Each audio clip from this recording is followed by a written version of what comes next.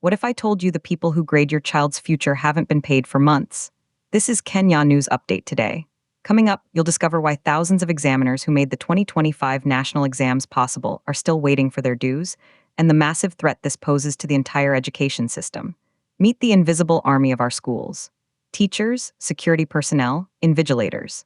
Thousands were deployed last year to handle 3 critical national examinations. They worked, the results came out on schedule. But here's the twist. They have not received a single shilling for their labor. The Ministry of Education has finally broken its silence, but the apology comes with a ticking time bomb that could cancel this year's exams entirely. The Ministry of Education issued a statement on Saturday, February 20, acknowledging what it called legitimate concerns. They cited budgetary frustrations for the delayed payment of contracted professionals. These are the supervisors, invigilators, security personnel, and examiners for the Kenya Primary School Education Assessment, the Kenya Junior School Education Assessment, and the Kenya Certificate of Secondary Education. The ministry recognized their critical role in safeguarding the integrity and timely delivery of the national assessments. But recognition doesn't pay bills. And here's what nobody's talking about. The Kenya National Examinations Council depends almost entirely on Teachers Service Commission employed teachers to run this massive operation. They are the backbone. Without them, the entire national examination calendar collapses. The ministry says it is working closely with the National Treasury to release the funds. They call it a priority. They appreciate the patience and professionalism of the personnel. But then, something shocking happened.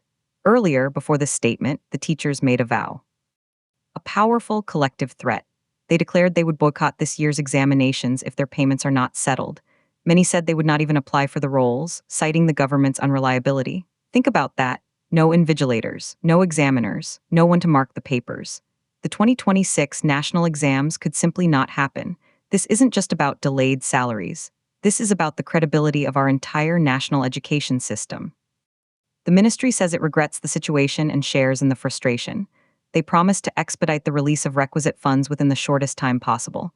They even commit to safeguarding timely payments moving forward. But promises are cheap. Actions are what matter. For the teachers who spent weeks marking papers, often away from their families, this delay is a profound betrayal. It's a breach of trust that cuts deep. And then, the revelation. The real cost here isn't just financial. It's the erosion of faith in a system that is supposed to be a pillar of national integrity. If the people who protect the sanctity of our exams are treated this way, what does that say about the value we place on education itself? Some say the ministry is doing its best within budget constraints. Others say this is gross negligence and disrespect for professionals. But here's the part that will blow your mind. This standoff puts the futures of millions of Kenyan students directly on the line. Their university placements, their career paths, their dreams all hinge on exams that might not have anyone to administer them. The ministry has drawn a line in the sand with its commitment. The teachers have drawn their own line with their boycott threat. We are now in a high-stakes waiting game. The clock is ticking. The funds must be found. The professionals must be paid. The 2026 exam calendar must be protected. But if this payment delay becomes a pattern, we risk losing the very people who make the system work.